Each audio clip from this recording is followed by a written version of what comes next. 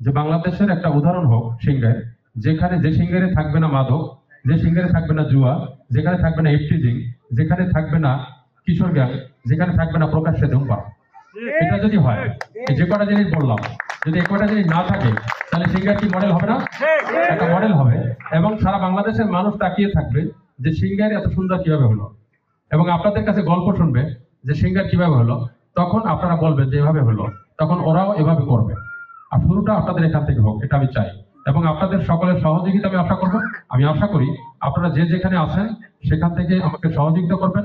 আমি 24 ঘন্টা এই যে কটা কাজ বললাম, এই কাজগুলি নির্মূল করার জন্য আপনাদের জন্য আমি নিবেদিত অবস্থায় থাকবো।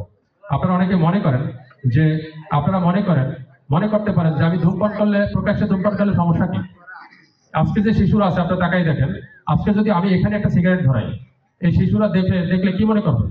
যে ওসি সাহেব যদি সিগারেট টানতেছে, সিগারেট খাচ্ছে, তার মানে এটা ভালো কিছুই হবে, খারাপ কিছু হবে না।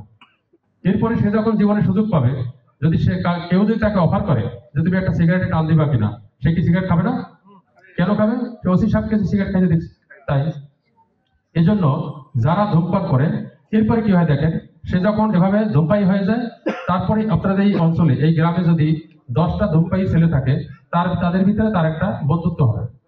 বন্ধুত্ব হওয়ার পরে 10 জনের ভিতর থেকে আবার গল্প শুনবে, গাজার গল্প, ইয়াবার সব গল্প শোনার পরে সে চলে যাবে ইয়াবা গাজায়। এরকম করে কিন্তু হাঁটি হাঁটি পা করে সিগারেট থেকে মানুষ অন্যান্য নেশায় চলে যায়।